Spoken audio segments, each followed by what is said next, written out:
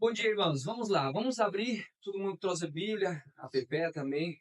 Vamos abrir em Efésios 1, no comecinho da carta aos Efésios. Vamos ler a partir do versículo 1 em diante até o 14, tá? Vou dar um tempinho para nós procurar todo mundo. Cada um vai ter uma versão. Eu sempre leio aqui as versões mais não dinâmica, não parafraseada, mais antiga, mas depois até melhor, porque a maioria tem essas versões mais antigas, e aí a gente consegue descobrir essas palavras difíceis agora, tá? Todo mundo achou já? Efésios 1. Amém? Vamos lá, então. Diz assim: Paulo, apóstolo de Cristo Jesus, por vontade de Deus, aos santos que vivem em Éfeso e fez em Cristo Jesus, graças a vós, outros em paz, da parte de Deus, nosso Pai, e do Senhor Jesus Cristo. Versículo 3. Bendito o Deus e Pai do nosso Senhor Jesus Cristo, que nos abençoou com toda sorte de bênçãos espirituais nas regiões celestiais em Cristo. Assim como nos escolheu nele antes da fundação do mundo, para sermos santos e irrepreensíveis perante Ele. E em amor nos predestinou para Ele, para a adoção de filhos por meio de Jesus Cristo, segundo o beneplácito de Sua vontade, para louvor da glória de Sua graça, que Ele nos concedeu gratuitamente no amado, no qual temos redenção pelo seu sangue, a remissão dos pecados, segundo a riqueza da graça, da sua graça, que Deus derramou abundantemente sobre nós e em toda sabedoria e prudência, desvendando-nos o mistério da sua vontade, segundo o seu beneplácito que propusera em Cristo, e fazer convergir nele, na dispensação da plenitude dos tempos, todas as coisas, tanto as que estão no céu como as da terra. Nele, digo, no qual fomos também feito herança, ou escolhidos, em outras versões, na maioria, predestinados segundo o propósito daquele que faz todas as coisas conforme o conselho da sua vontade. Versículo 12.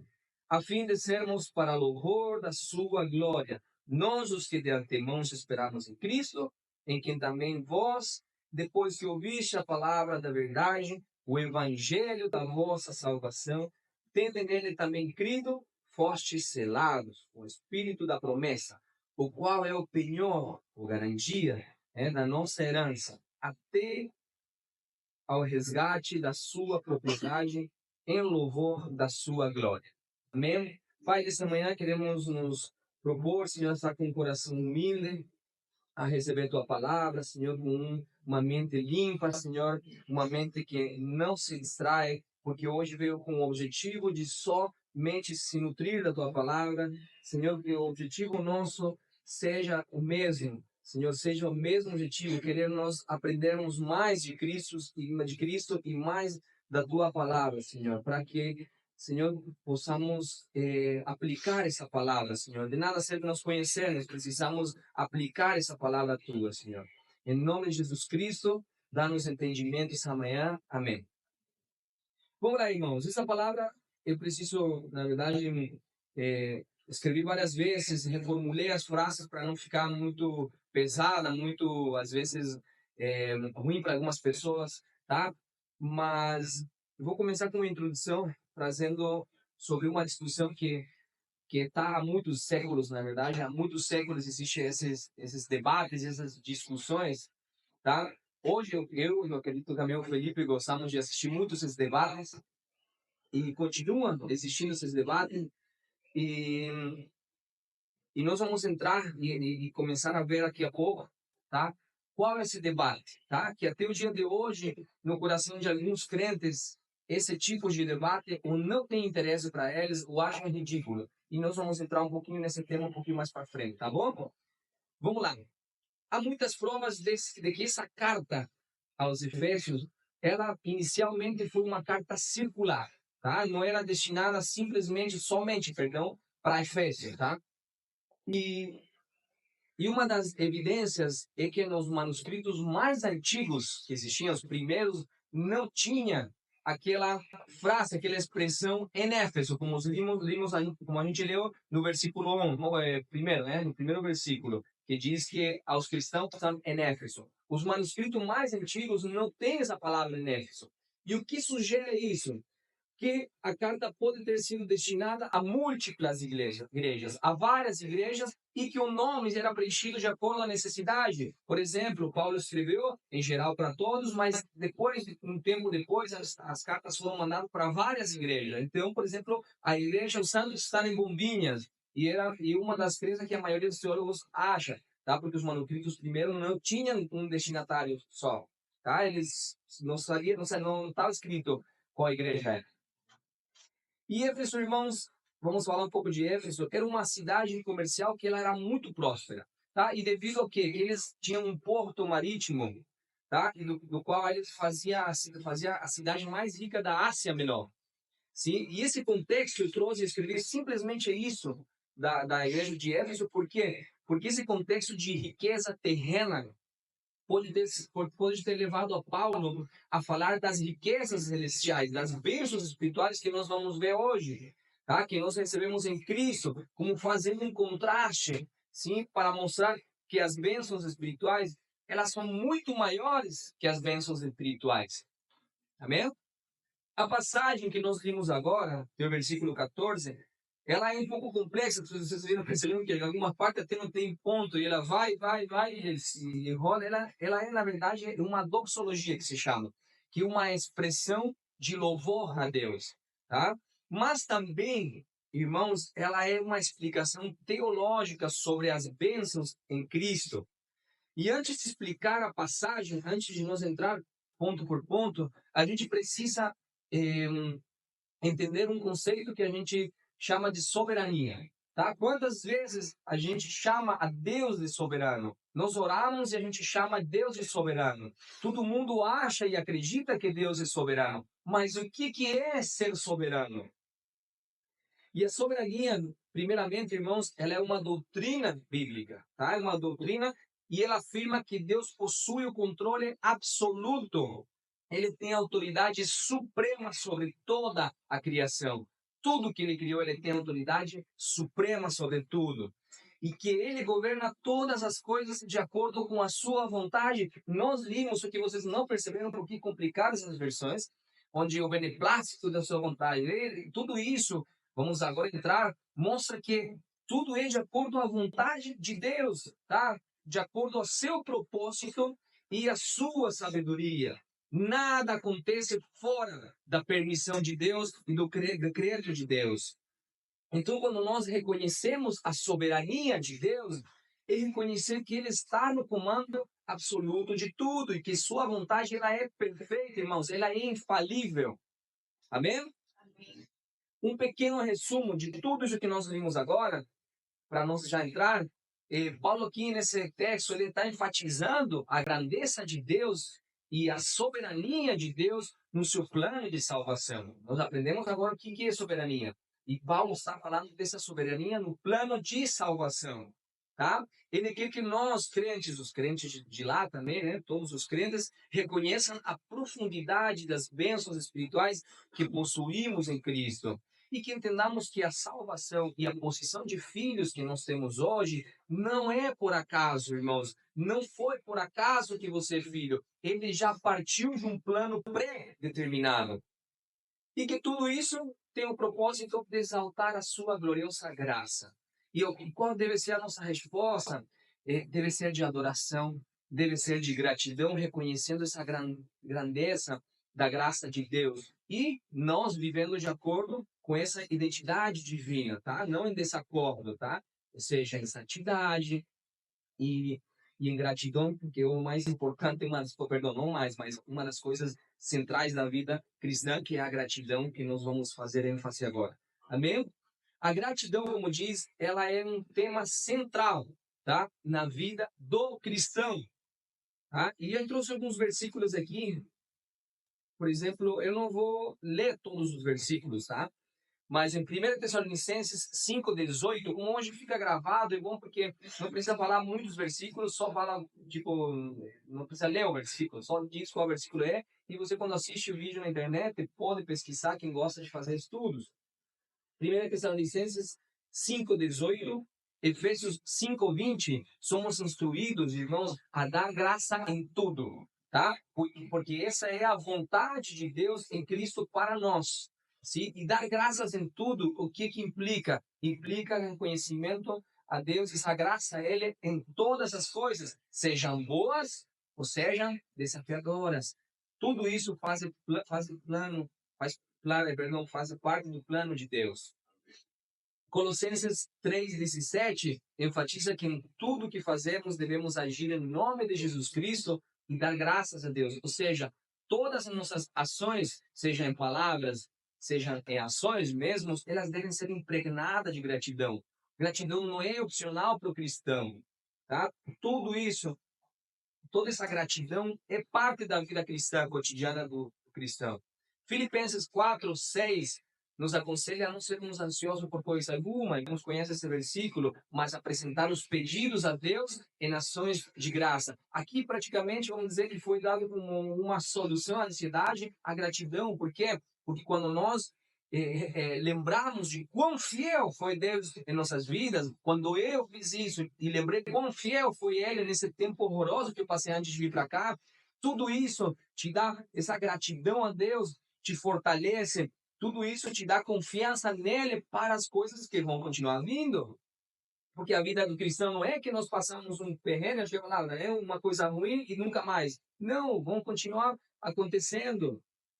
Então, quando agradecemos a Deus, nos lembra que Ele é fiel nesses momentos ruins. Ah, que às vezes o que é infiel realmente somos nós nos momentos ruins, mas Ele não. Colossenses 2:6-7 fala sobre andar em Cristo, arraigados, edificados nele e abundando em ações de graças. Este versículo, irmãos, ele mostra que a gratidão é uma parte essencial. Você pode estudar depois em casa esses versículos, mas é uma parte essencial do cristão para o crescimento espiritual. Há um tempo atrás eu falei de nutrir-nos da palavra e o crescimento espiritual. E a gratidão faz parte para esse crescimento espiritual, porque quanto mais nos arraigamos, quanto mais nos edificamos em Cristo, mais fortalecemos, nos aprofundamos em nossa fé, mais a gratidão vai ser expressa através de nós. Concorda? Amém. Então, através da prática da gratidão, irmãos, nós crentes não somente reconhecemos as bênçãos recebidas por Deus, mas também fortalecemos o relacionamento com Deus e com os irmãos também. Tá? E Paulo aqui está nos ensinando o valor da gratidão quando no versículo 3 diz: bendito seja o Deus e Pai do nosso Senhor Jesus Cristo, que nos abençoou com todas as bênçãos espirituais nas regiões celestiais. Essa é uma expressão de gratidão a Deus. Então, para nós meditarmos essa manhã, juntos, irmãos, vamos fazer a seguinte pergunta para o texto. Como então, agora nós aprendemos a importância da gratidão. Então, como podemos aplicar o princípio da gratidão em nossas vidas quando refletimos, quando pensamos nessas bênçãos espirituais que recebemos em Cristo? E o exemplo de Paulo aqui, primeiramente, o que Paulo fez?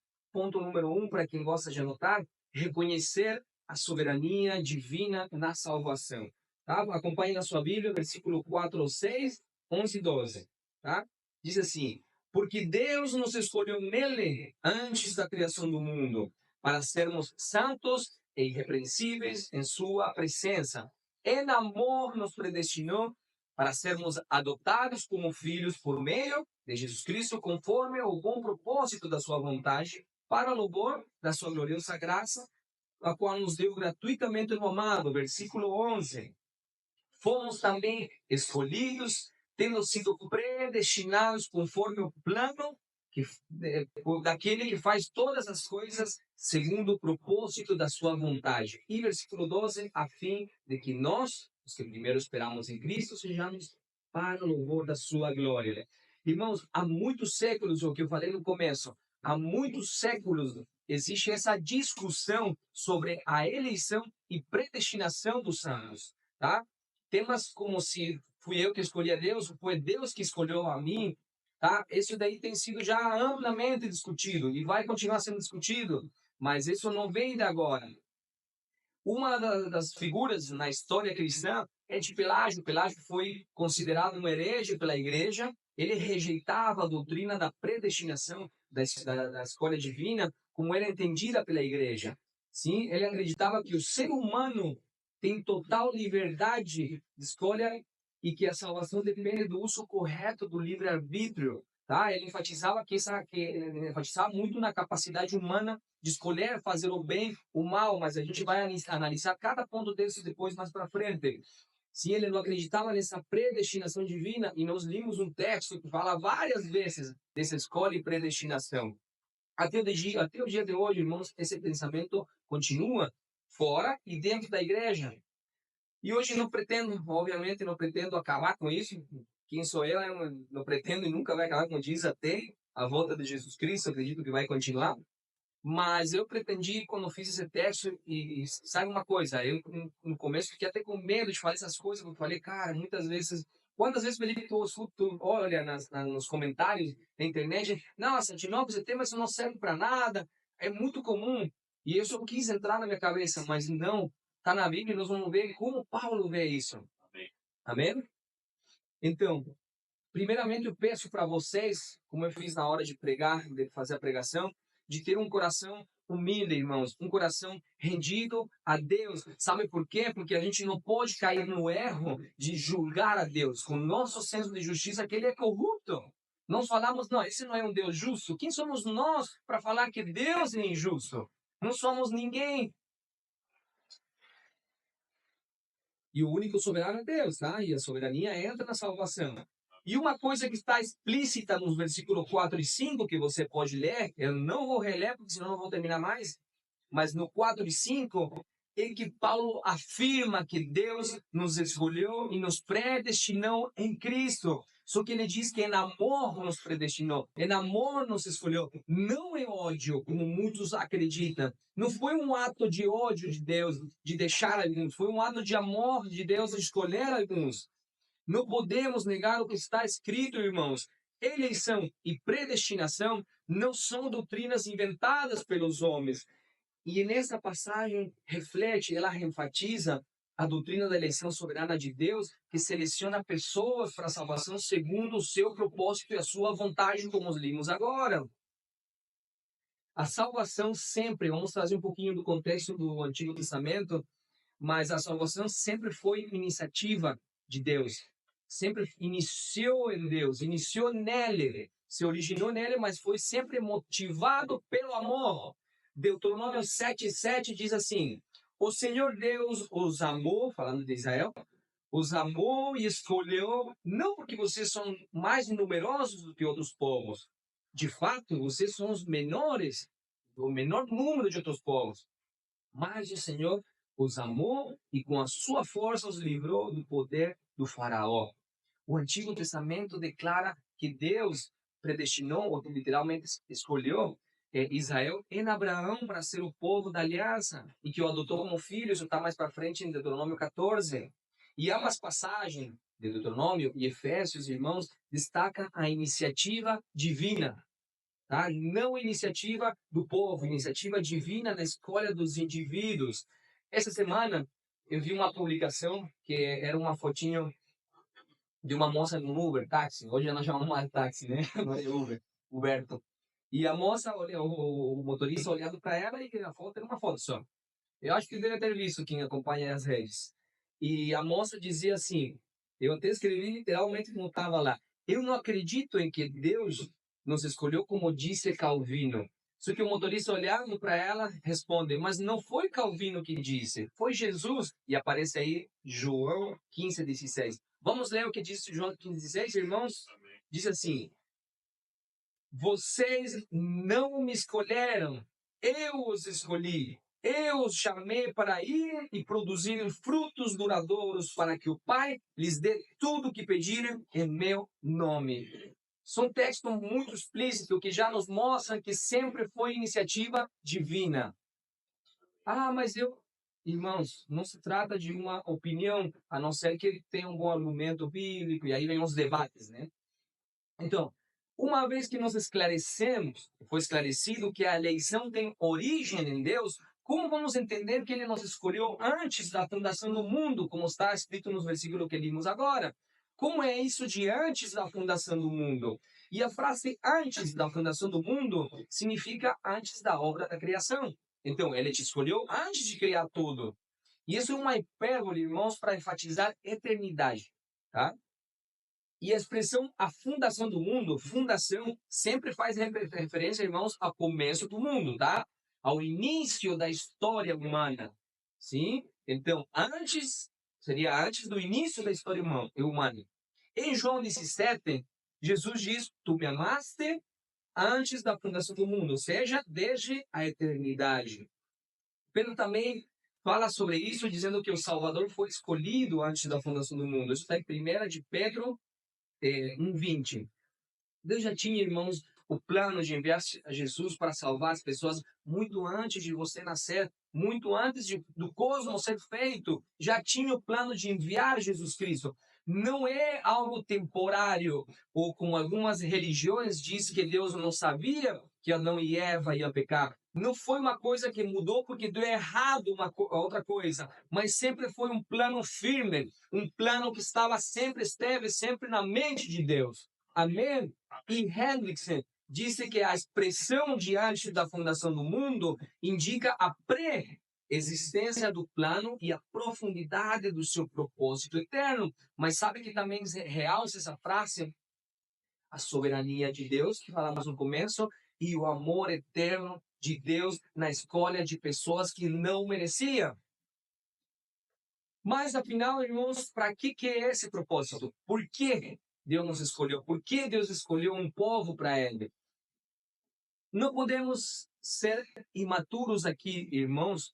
A gente precisa ser maduros e não imaturos como alguns, e até alguns estudiosos que são conhecidos no ambiente teológico, lá na internet, conhecido mesmo. Tem um que eu ouvi dele, não lembro como é o sobrenome. Mas é muito massa, as pregações dele são muitas boas. Só que daí, num dos debates, ele diz que é uma resposta de aqueles que não aceitam essa escolha divina. E a gente não pode ser imaturo de dizer o seguinte: se Deus me escolheu, então posso viver de qualquer jeito? Se total, no final das contas, Deus me escolheu? Essa resposta muitos fazem, irmãos. E nós não podemos ser imaturos de fazer a mesma pergunta, resposta ali. Porque a continuação do versículo mostra qual é o propósito imediato, não o principal, mas o imediato. E o versículo continua dizendo que para que fôssemos santos e irrepreensíveis. Na hora nos está mostrando para que é essa escolha, irmãos. Então também devemos ser maduros o bastante para a gente aceitar que desse grande grupo, dos quais foi tirado um grupo menor, esse grande grupo é visto como não santo e desprezível. Seja maduro para aceitar isso também. E aqui encontramos a resposta daquela pergunta de por que tem pessoas piedosas que temem a Deus, mas também tem outras que vivem em pecado. E Paulo sabe que nos disse que a razão é porque aqueles que vivem em pecado, simplesmente eles seguem a sua natureza. Eles seguem a sua própria natureza pecaminosa. Enquanto aqueles piedosos foram eleitos para santidade. Não existe um eleito para não ser santo. É para a santidade. Então, não podemos usar a eleição, tá, como desculpa para viver de uma maneira desregrada, tá? Porque Paulo já nos mostra que não pode se separar santidade da graça da eleição. Não pode ser separado. Romanos 8:30 diz: porque a quem Deus predestinou, também o chamou, justificou e o glorificou. Então, essa interpretação ajuda a entender por que o apóstolo Paulo está cheio de alegria quando disse: bendito seja o Deus o Pai de Jesus Cristo, que nos escolheu. Paulo aqui, irmãos, entenda uma coisa: Paulo não tenta explicar como Deus fez isso. Ele apenas entende que quando a pessoa olha e vê a grandeza dessa graça de Deus, a única resposta apropriada não é de querer explicar, senão é de adoração, irmãos, não explicação.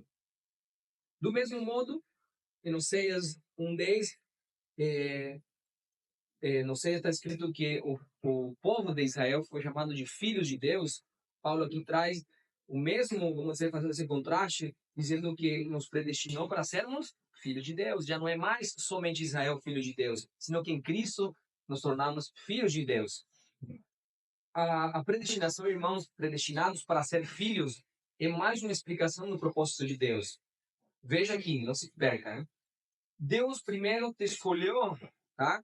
Ele nos escolheu em seu amor infinito, sem que ninguém o influenciasse. Então, ninguém influenciou a Deus para poder escolher pessoas, separar. Então, ele separou pessoas para lhe dar um destino, que é ser adotado, ser parte de uma família, pertencer a uma família real, uma família de um Deus divino.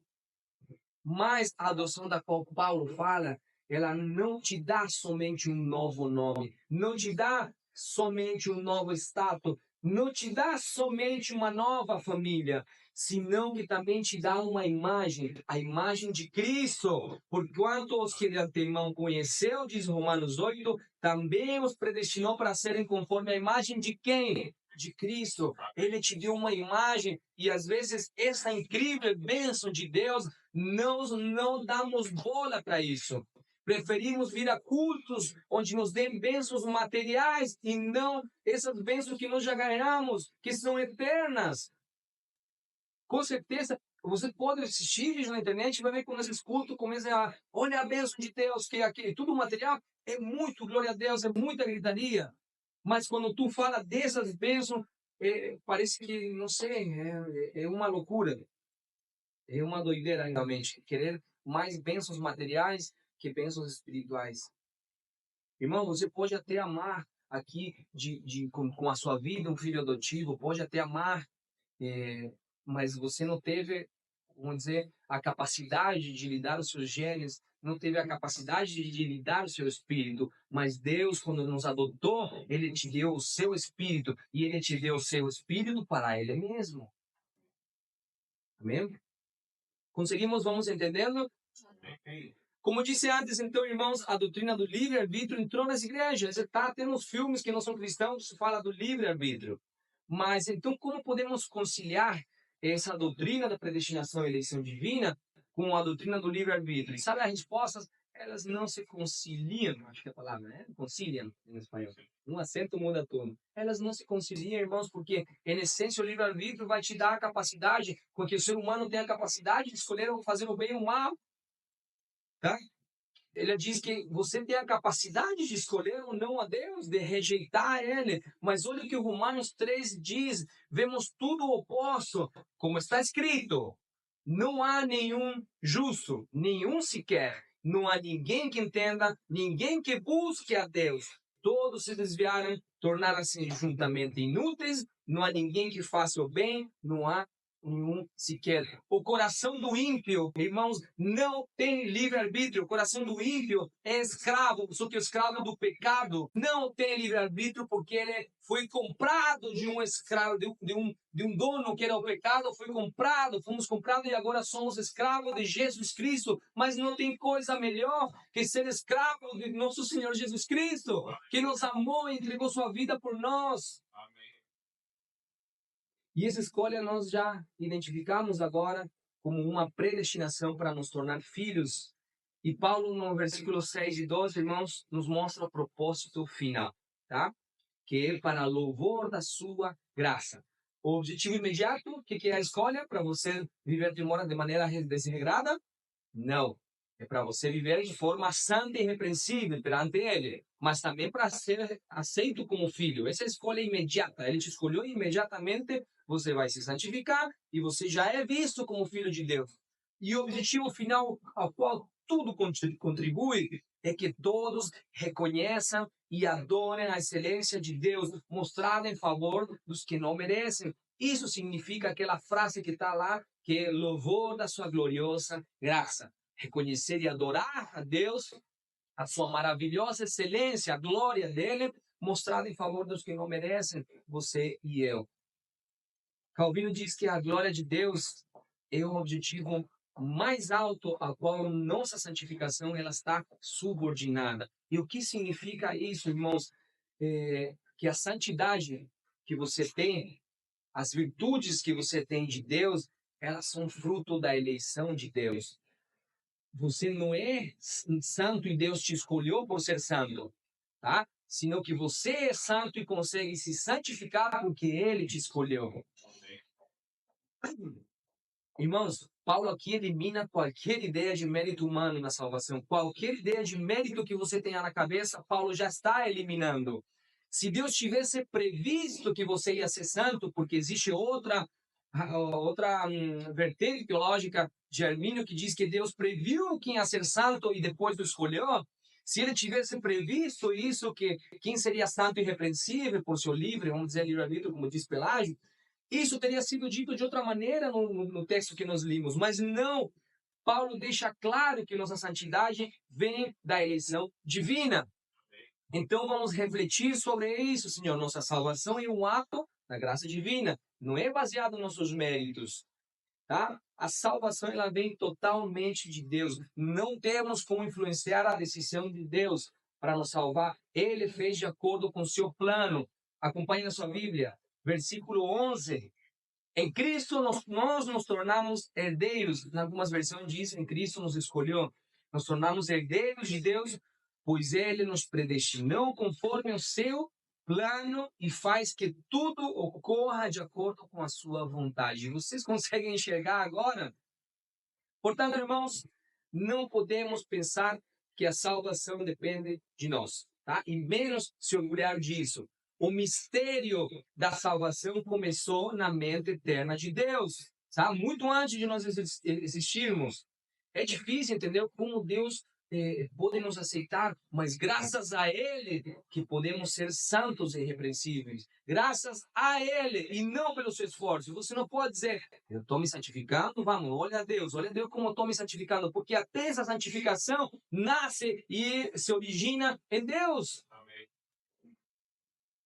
Irmãos, algumas pessoas, como eu falei anteriormente, evitam a doutrina da eleição e predestinação, achando que isso é confuso demais, e tem aqueles outros que acham que é inútil falar disso, como eu falei agora, que às vezes tu lê os comentários, mas olha que Paulo aqui as apresenta como um exemplo, essa eleição divina e predestinação, Paulo os apresenta como um exemplo, apresenta como um exemplo de generosidade de Deus.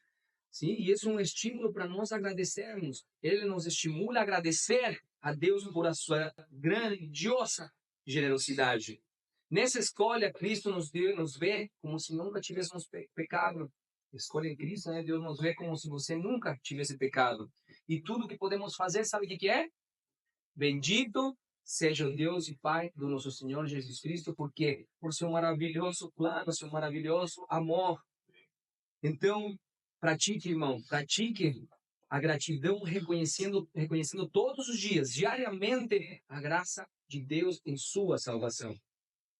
Então, agora que nós reconhecemos essa soberania divina, nossa salvação, vamos começar a explorar um pouco mais as bênçãos espirituais em Cristo. E aqui vou ser um pouco mais aplicativo, né? Vou aplicar mais do que trazer palavras da época. Nós vimos agora, então, essa escolha, essa predestinação, para sermos santos, tudo que nós acabamos de ver. No versículo 7 e 8, Paulo nos fala sobre outras bênçãos, que é a redenção e o perdão de nossos pecados, que recebemos através do sangue de Cristo.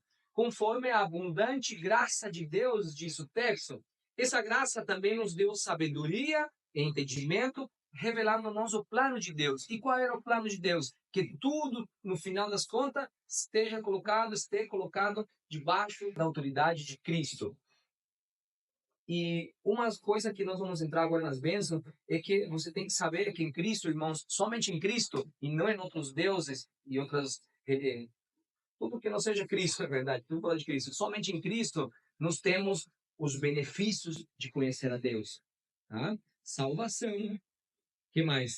Adotados com filho, adoção. Que mais? Perdão, discernimento, dons do Espírito. Tudo isso você acha em Cristo e tudo isso nos faz conhecer a Deus.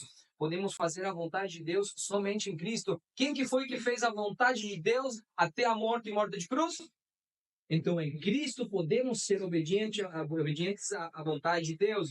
E uma coisa que não podemos parar de falar é a esperança da vida eterna, porque você, embora já tenha ganhado, está vivendo agora, só que ainda não recebeu a herança. Então, nós vivemos nessa esperança de uma vida eterna em Cristo. Então, pelo fato de nós vivermos uma vida íntima com Cristo, podemos desfrutar dessas bênçãos agora. Sim? E essas bênçãos são das regiões celestiais. Que significava que eu antes falei da fundação do mundo, eternidade. E regiões celestiais, mesma coisa. Elas têm origem na eternidade. Não origem, como acontecia na deusa Diana, que era da deusa da época da cidade de Éfeso. Não, as nossas bênçãos vêm do céu. Do céu para nós que somos ainda dessa terra. Tá? Você não é, embora você não é dessa terra, você está nessa terra, irmão, tá? Faz parte desse mundo. Vamos continuar. Muitos irmãos somente querem bênçãos terrenas, ou não.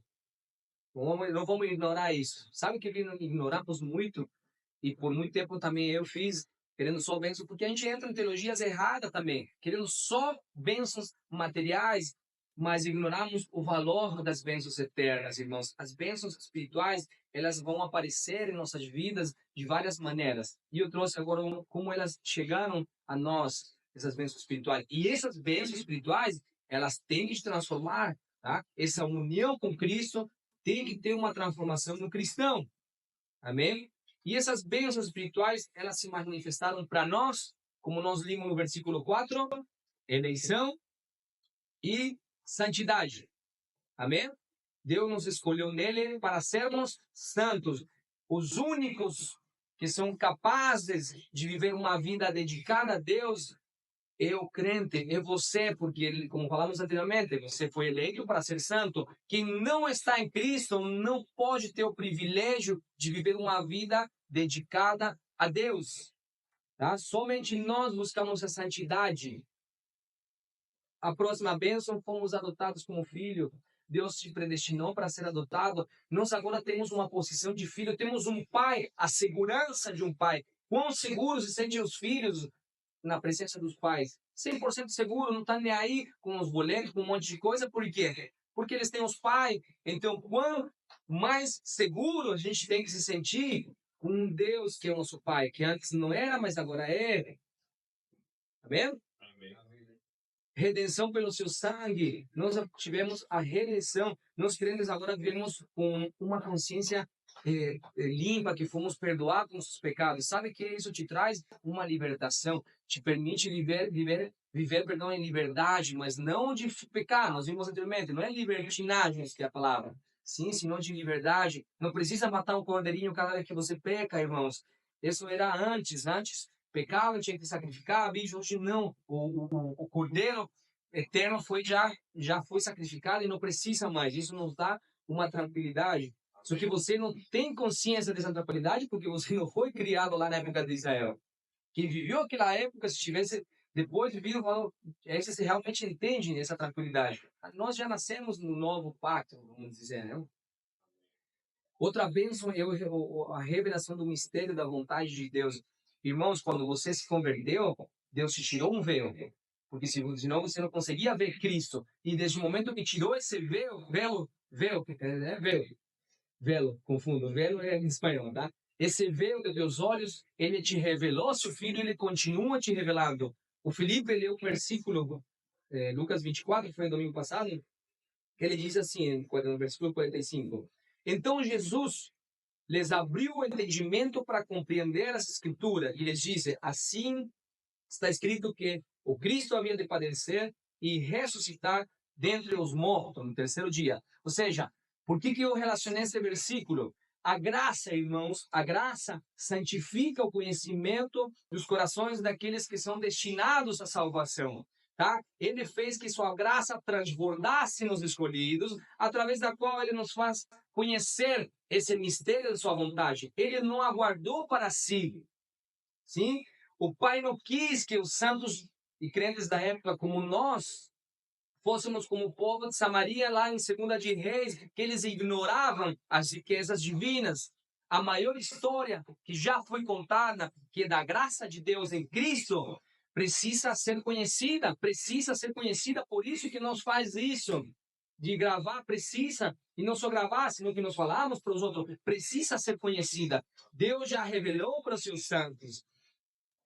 Então, nesse sentido, o verdadeiro evangelho da salvação é diferente dos outros evangelhos inventados pelos homens. Como? Por quê? Por que estou dizendo isso? Nos dias de Paulo, irmãos, alguns cultos exigiam que seus seguidores fizessem promessas para não contar o que acontecia lá dentro, nos cultos, né? Não podia ser revelado para os outros de fora. E hoje em dia, irmãos, ainda existem seitas, ainda existem lugares que pedem que os membros não falem do que acontece lá dentro. E eu falei seitas, mas dentro da comunidade evangélica existem encontros ainda. São encontros que você vai, alguns foram parte aqui, já sei essa história, né? São levados a encontros que tudo lá é um segredo. Não podem revelar o que está lá acontecendo lá dentro como se fosse um mistério. O mistério, eles são donos da verdade, esse mistério não pode revelar, tem que vir outro para dentro. Porque sabe que Deus quis aqui que o segredo mais maravilhoso fosse espalhado para todas as partes e tocasse profundamente o coração das pessoas. O plano de Deus para a salvação, irmãos, portanto, deve ser dado a conhecer para que possa ser aceito pela fé. Porque pela fé que os homens são salvos, falando de homem e mulher, precisa ser espalhado. É o jeito que o Pai, o nosso Pai, escolheu para que chegue a pregação para os santos que Ele escolheu, através da pregação. E também nós recebemos unidade com os outros crentes. Tá? Quando diz o versículo 10, que a gente não leu ainda, que é convergir em Cristo todas as coisas, nós já vivenciamos essa bênção, irmãos. Aunque você não acredite, nós crentes já participamos de uma comunidade em fé, que isso vamos dizer que é uma coisa que reflete. Tá? Ele está mostrando e reflete essa união no plano de, no futuro, que vai ser reunido tudo, tá? De forma perfeita. Ainda não está sendo perfeito, mas será perfeito. Recebemos herança em Cristo. Por receber herança, você tem esperança. Tem uma frase. Então, porque você recebeu a herança, você tem esperança agora de uma vida eterna. E esperança para quem que é? Para os cristãos. E o selo do Espírito Santo também, que vamos entrar depois, mais para frente, mas o selo do Espírito Santo, a gente hoje tem o privilégio de experimentar essa vida do Espírito Santo que nos guia, que nos consola, tá? Que nos capacita, tá? Amém? Vamos lá. Então, essas bênçãos espirituais se manifestam de maneira prática, irmãos, transformadoras, tá? As bênçãos espirituais têm que te transformar, tá? Afetam tuas atitudes, teus comportamentos. Você não é o mesmo que era antes. É verdade que não é mágico. Tipo, você era um, se converteu e do nada já é totalmente santo. Não, é uma santificação progressiva. Nós falamos um monte de vezes aqui. Mas hoje você não pode estar pior que no começo da sua conversão. Aí você analisa. Se está pior, está igual. Eu falei nesses dias antes, pregações anteriores, que a gente, quando se estagna, para de crescer espiritualmente, não se estagna, nós declinamos. É uma coisa como treinar, eu não chego um tipo musculator e quero ficar ali mesmo, não treino nunca mais na vida. Não, vai começar a declinar, é a mesma coisa. Tá? Então, portanto, irmãos, cultivemos uma atitude de gratidão por essas bênçãos que nós recebemos para poder viver uma vida plena aqui nessa terra. Porque é difícil, irmãos, aqui viver nessa terra ainda. Tá? Quando pessoas, pregações mentirosas antigamente te colocavam na cabeça que se tu é cristão não ia ter mais problema. Mas com essas falsas ideias, né? Terceiro ponto, celebremos aqui, eu separei uma das bênçãos e eu coloquei celebrando a redenção em Cristo. Irmãos, o texto fala, a partir aqui o versículo 7 até o 10, tá? Volto a dizer, eu já li uma vez um texto comprido, não vou ler de novo, senão a gente vai demorar muito mais. Mas do versículo 7 ao 10, irmãos, esse texto nos fala sobre a redenção que temos em Cristo por meio do seu sangue. E isso está se fazendo referência a uma doutrina que nós acreditamos, que é a redenção pela obra expiatória de Cristo na cruz, onde ele pagou o preço pelos nossos pecados. E aqui vem uma pergunta: você sabe o que é redenção?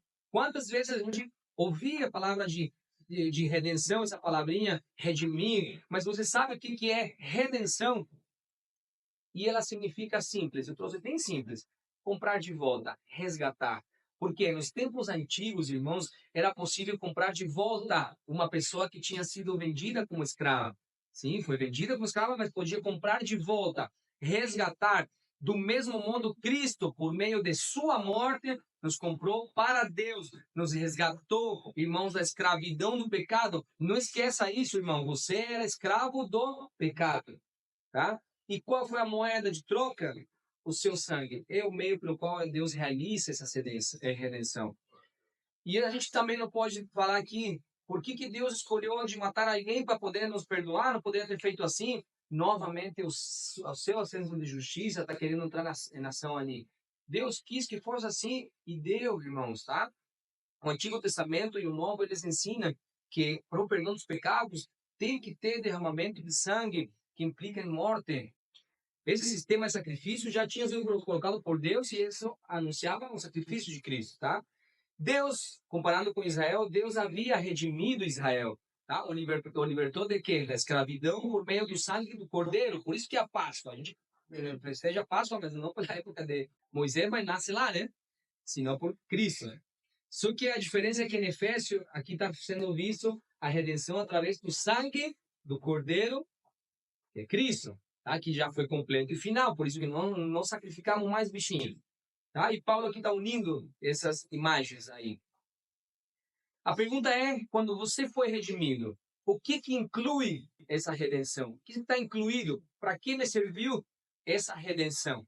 E Barnes diz aqui que está incluído a libertação das consequências do pecado, que inclui não apenas o perdão dos pecados, mas também outras bênçãos que vêm, outras bênçãos que temos, né, dos benefícios desses espirituais, como a esperança do céu, tá? Além dessas consequências, de ser liberto das consequências do pecado, você agora tem esperança do céu, a influência do Espírito Santo, a graça para nos guiar e apoiar nas provações e paz na morte, como outros benefícios que você tem pelo relacionamento com Deus. Então, não é somente uma coisinha, é muita coisa que está incluída nessa redenção. Aliás, o versículo 7 acrescenta que essa redenção pelo sangue está em harmonia com as riquezas da graça de Deus. Essa redenção nasceu na graça de Deus. Sim, e essa expressão de riqueza da graça, ela destaca essa abundância de generosidade de Deus. E ele é tão generoso que João 3,16 diz o quê? Que entregou quem? O seu filho mais valioso que ele tinha, ele entregou. Então, imagina o tamanho de generosidade que Deus tem. Ou seja, ele é tão rico em graça que comprou a nossa liberdade com o seu sangue. E muito mais, diz o versículo 8, que derramou sobre nós toda sabedoria e entendimento, prudência, discernimento. Várias versões está escrito assim. E esse derramou, novamente implica uma generosidade, uma abundante generosidade ilimitada para nós crentes, tá? Ele derramou sabedoria e entendimento para os crentes, sim, a respeito da sua palavra, tá? Irmãos, por isso eu vou explicar um pouco melhor isso, tá? Porque tu vai dizer, não, tem pessoas sábias lá no final, dos filósofos, tá? Mas estamos falando de sabedoria e entendimento na palavra de Deus, no seu plano de salvação. Por isso que há aqueles irmãos que mesmo conhecendo toda a Bíblia, eles não acreditam. E eu estou falando de conhecer a Bíblia, não de ler. Existem ateus na internet, eu não me lembro os nomes, sou ruim para isso. Mas, cara, quando tu escuta falar, eles sabem muito, mas eles são ateus. Eles vão aos podcasts, tudo para realmente colocar na posição deles de ateus. Eles sabem muito, mas eles sabem muito mesmo. Eles estudam toda a Bíblia. E mais que todos nós juntos, não estou exagerando. Só que quando a graça de Deus ela transborda na vida dos escolhidos, ele não apenas concede esse perdão e esses outros benefícios, mas também enche as nossas almas com sabedoria e entendimento. E o que significa isso? Que além de te dar santidade, além de te dar essa salvação, santificação, santidade, A graça divina também te capacita, irmão, te capacita com a habilidade de aplicar o conhecimento de maneira eficaz. Isso que é sabedoria. E agora estou rindo porque lembrei o vídeo de ontem, daquele da maçã. E o conhecimento, como é que era, Felipe? Conhecimento, saber que a maçã é uma fruta. É tomate, desculpa, que tomate é uma fruta. Como é? E a sabedoria é não colocar o tomate na salada de frutas, a aplicação do conhecimento. Mas eu achei muito massa porque era bem o que também ia falar na parte, é saber aplicar o conhecimento. Isso que é sabedoria quando você ora e pede para Deus sabedoria, para que não fique num conhecimento, porque senão de nada serve. Aí nos tornamos religiosos, quando você sabe muito, mas aplica pouco ou nada. Amém? E também te deu a capacidade de compreender profundamente a revelação redentora de Cristo. Isso que é prudência que está lá escrito e discernimento. Então, vamos lá. Vamos ir um pouquinho mais para frente. Nós já estamos terminando. Enquanto, então, irmãos, eu quero só ler esse pedacinho aqui. Eu pulei um bom pedacinho. Tá? Eu sempre preparo uma pregação compridinha, por se algum dia tem que ir em outro lugar, eu faço completo. Aqui eu entrei um pouco mais a versão resumida. Vamos lá, então. Colossenses 1 já diz que esse mistério esteve oculto por gerações e gerações, tá? Esse plano de salvação antes tinha sido velado por símbolos, tá? Mas ele foi completamente revelado para nós. Isso permitiu que nós compreendamos como Deus permitiu redimir a humanidade. E esse plano, segundo o versículo 10, é convergir em Cristo todas as coisas. Todas, diz, quando está no céu, quando está na terra. Tá? E para que por fim seja feito um reino harmonioso, que é o que todos nós esperamos com todas as ânsias, com todas as forças, tá? Vamos lá. E a pergunta é como e quando vai acontecer isso? Você sabe como vai acontecer? Ou quando? Que esse quando levou muitas pessoas a fazer numerologia, sei lá, e tentar adivinhar quando ia acontecer essa volta de Jesus para esse reino harmonioso. Irmãos, a nossa resposta sincera, de acordo com a Bíblia, é que isso vai acontecer como? Através da redenção de Cristo, né? A redenção que Deus fez em Cristo, onde todas as coisas vão ser colocadas sob o controle de Cristo.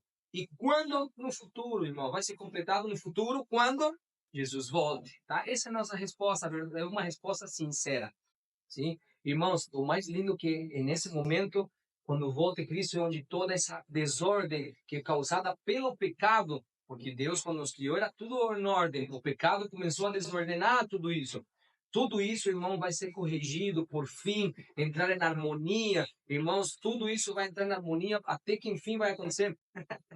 Então, enquanto, irmãos, nós celebramos essa redenção, porque pronto, logo vai ser como Deus realmente quer que seja, vamos considerar o papel vital do Espírito Santo. Estou no último ponto, tá? O papel vital do Espírito Santo em tua vida, tá? Porque ele te sela e te garante como filho até a herança celestial. Tá? O último ponto eu coloquei vivendo na plenitude do Espírito Santo. Sim, versículo 13 diz: quando vocês ouviram e creram a palavra da verdade, o evangelho que os salvou. Falando dos Efésios aqui, eles tinham ouvido a palavra de Deus. E uma coisa importante aqui é que Paulo fala da pregação do evangelho, ele a chama como a palavra da verdade, se referindo ao evangelho, mas também como o evangelho de vossa salvação.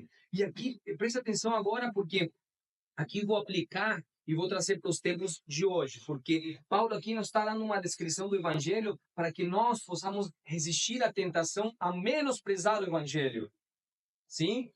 E nos dias atuais, a tentação a desprezar, menosprezar o Evangelho, ela pode acontecer de várias maneiras, irmãos. E, resumidamente, trouxe alguns pontos que um desses é o secularismo, irmãos.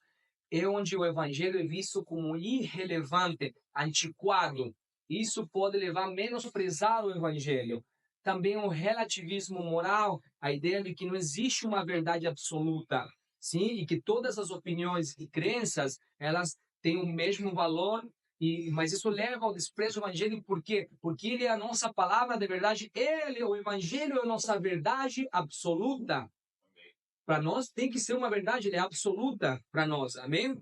E aqui entra um ponto que eu quero que você olhe na sua vida, irmãos, porque eu passei por isso e graças a Deus que te transforma e vai te fazendo pensar muito melhor. Por quê? Porque, como diz antes, por muito tempo foi pregado para mim ambição, tu tem que conquistar dentro das igrejas, tá?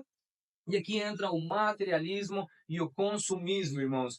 A busca, estou falando da busca incessante, irmãos, de prazeres mundanos, sim, por fazer, isso pode fazer que as pessoas negligenciem o evangelho. Por quê? Por quê? Porque essa busca incessante te leva a querer mais um crescimento material de um crescimento espiritual. E aqui cada um analisa como está indo na vida, realmente corro mais, e é para se sentir mal mesmo, irmãos, tá? É para se falar e dizer que, cara, é verdade, você está priorizando mais o sucesso material do que o crescimento espiritual. Não estou dizendo de não querer o crescimento material, porque faz parte, mas agora estou dizendo essa busca incessante, como eu antes, que não, eu vou fazer isso, vou conquistar aquilo, e era, às vezes, ele eliminava coisas em relação, eliminava totalmente a leitura da palavra e tudo que é o crescimento espiritual, meditação, oração, tudo que nós vimos na pregação anterior que eu fiz aqui, tudo isso era negligenciado e na minha vida a prioridade era o crescimento material. Acontece isso na vida de vocês? Analise você. Ceticismo e ateísmo, onde tem muitos vídeos na internet, figuras muito influentes pregando sobre esse ceticismo e ateísmo, irmãos, onde isso pode levar a menosprezar o evangelho, como dizendo que isso daí é superstição, um mito, que quantas vezes nós ouvimos, isso é mito, isso é fábulas, também falaram também. E aqui entra a falta de exposição ao evangelho, irmãos, tá? Muitas pessoas simplesmente não são expostas de maneira significativa, sim, significativa. E o que resulta nisso é ignorância. A gente agora é indiferente, sim, se torna indiferente em relação à mensagem cristã, tá? Nesses dias eu vi um vídeo que aparecem 4 dinossauros, 3 fortões e um magrelo. Esse aqui diz crente que lê a palavra, crente que ora, acho, e crente que medita. E o magrelinho era crente podcast. E o que quer dizer isso? É muito massa, porque a gente está acostumado a quando vai ler o WhatsApp, velocidade 10, que é tudo rápido. E até a palavra de Deus que é rápido. É natural começar porque somos corruptos ainda, tá? Ainda tem essa coisa ruim dentro de nós. Queremos tudo rapidinho. Então, o que? Vamos só assistir no podcast. Curtinhos, podcast, palavra curtinha. Isso é uma falta de exposição ao evangelho de maneira significativa, irmãos. Tem que ter uma maneira... Aqui, graças a Deus, nós temos um pastor que prega realmente a palavra, e aqui a gente se aprofunda numa pregação que eu amo, que é a pregação expositiva, que eu não fico dando virada por toda a Bíblia. Nós pegamos um texto e retiramos tudo que o texto fala. E isso é importantíssimo, irmãos, tá? Isso é ser exposto de maneira significativa. Outra coisa, irmãos, que tomara nunca aconteça é hipocrisia percebida nas igrejas, tá? Tanto líderes como membros, tá? Existe um membro que tem um pouco mais de influência também, quando existe uma hipocrisia, onde eles pregam amor, mas praticam ódio. Eles pregam contra adultério, mas eles adulteram. Essa hipocrisia, irmãos, isso pode levar as pessoas a desacreditar, irmãos, na autenticidade do evangelho e a desprezar ele. Mas, ainda que o nosso amado pastor, e Deus permita, Deus queira que nunca aconteça, traia sua família com uma loira argentina, ainda que aconteça isso, você, irmão, tem a obrigação de acreditar fielmente no Evangelho. Não porque uma pessoa errou, a gente tem que tirar o valor do Evangelho. Amém? Amém. Não se apegue ao amor, são humanos, não se apegue a essa confiança plena numa pessoa, porque podemos errar.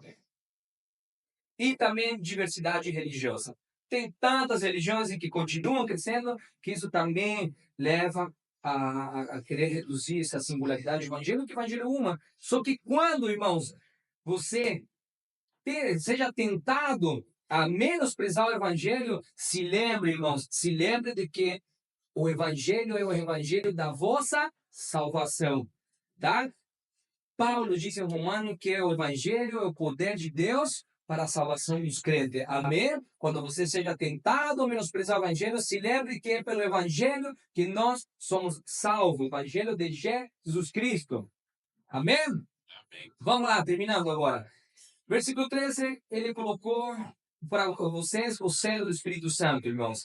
O selo do Espírito Santo, quando fala selo, está se referindo a um antigo costume, onde o rei colocava um anel, o pastor já falou nesse tempo, onde no documento em cera se colocava o símbolo do rei. Isso permitia que seja um documento protegido, vamos dizer, né? Para chegar em segurança. Então, ser selado pelo Espírito Santo da promessa, o que significa? Que você agora é selado no coração, na testa, e agora é autenticado, irmãos, marcando que você é propriedade de Deus. O Espírito Santo agora é esse sinal de que somos filhos de Deus e que somos herdeiros da promessa. Isso significa ser selado, tá? Ser selado, e que ele também é o nosso penhor, em umas versões que nós lemos agora, a garantia. Ele é a nossa garantia, irmãos. Por isso que Paulo aqui, quando fala garantia, é uma questão que eu disse aqui nos documentos antigos, que também significa sinal de negócio. Eu, como um penhor, acho que ele usa agora, é um sinal. O Espírito Santo hoje é o nosso sinal, tá? Só que nesse sinal, irmãos, nós já experimentamos da vida do Espírito Santo, mas na redenção será de forma incomparável, irmãos, será perfeita para aqueles que pertencem a Deus. Amém? Amém. É do mesmo jeito que aconteceu com Israel. Você lembra a história? Israel foi redimido, eles andaram pelo deserto com a presença de Deus. Só que a presença de Deus era manifestada de outros jeitos, tá? Eu montava antenas, que mais? As colunas, tudo isso era a presença de Deus, acompanhou até a terra prometida. Mesma coisa para nós, Cristo nos redimiu. Nesse processo do deserto, vamos dizer, até a nossa terra prometida, o Espírito Santo, a vida de Deus está entre nós, mas com uma coisa muito incrível, ele está dentro de nós. Amém? Já não é uma coisa externa. E vamos lá, então, irmãos. Esse Espírito Santo vai te dar segurança interior.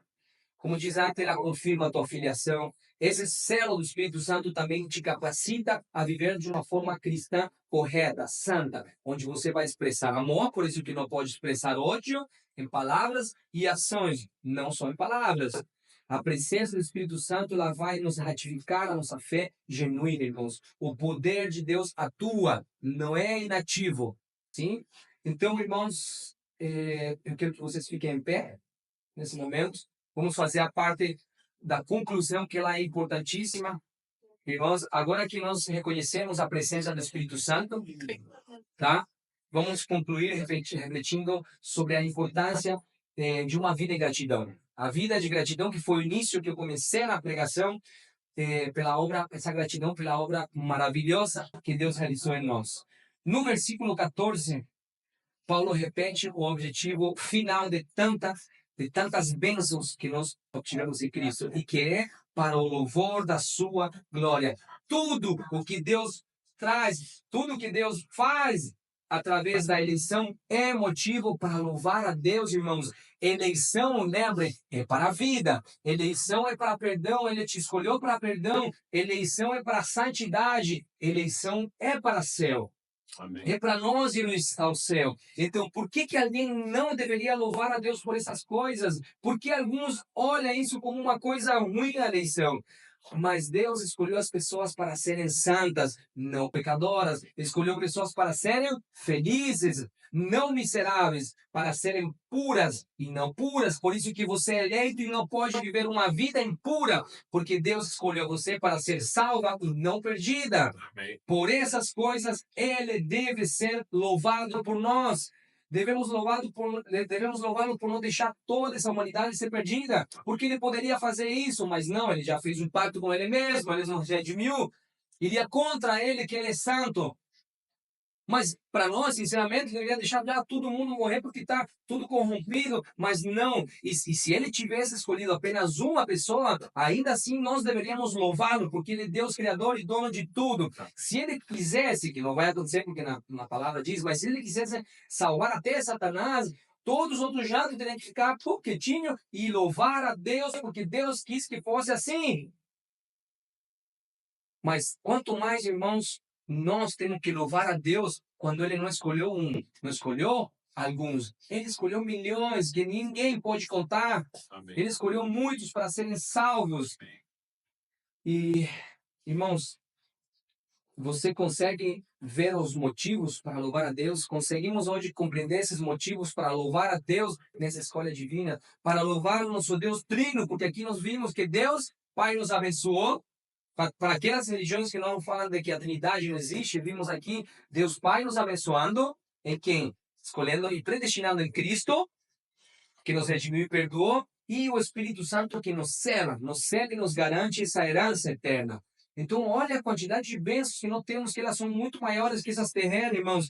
O título que eu coloquei na pregação hoje é Vivendo em Plenitude, abraçando as bênçãos de Deus. Então, só que ver uma vida cristã plena, irmãos, é uma jornada de reconhecimento constante da soberania divina de Deus em nossa salvação. É uma celebração diária do que vimos agora, dessas bênçãos que temos em Cristo, irmãos. É uma celebração diária, um compromisso com a comunhão com o Espírito Santo. Tudo isso é abraçar essas bênçãos espirituais. E quando nós abraçamos essa verdade, nos tornamos testemunha, que é o que nós temos que fazer, nos tornar testemunhas vivas dessa herança celestial que nos aguarda, irmãos, que é a redenção completa de nossos pecados. Amém. Então, que nossas vidas reflitam, através de nós, essa plenitude espiritual, inspirando os outros, nossas famílias, amigos, inspirar a viver em total gratidão a Deus, porque a gratidão em todas as situações reflete essa confiança nos filhos de Deus, os escolhidos de Deus, na soberania e bondade de Deus. Amém? Amém.